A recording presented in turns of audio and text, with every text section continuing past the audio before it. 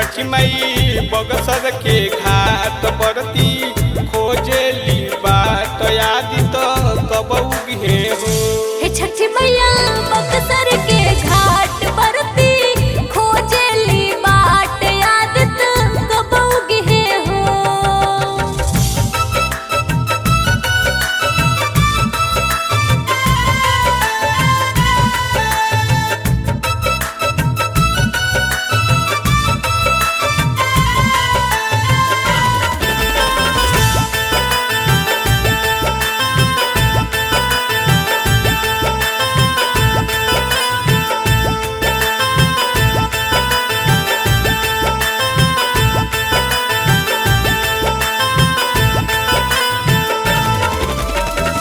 हथवा में सुपली लेके जल बीचे खाड़ हो। दक्षिणा पावनवा बहे लागे लाजार हो।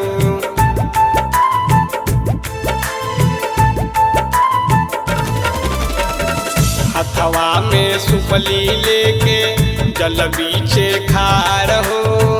दक्षिणा पावनवा बहे लागे लाजार हो।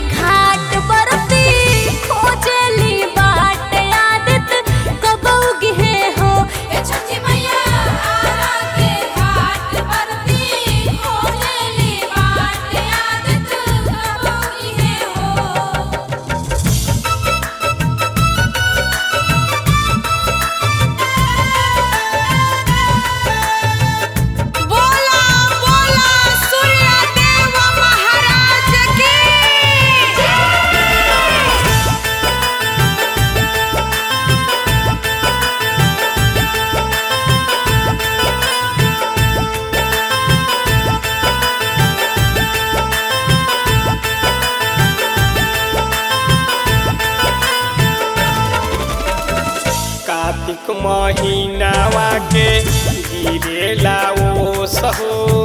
भूख से पेटावा में खुद खरगोश हो।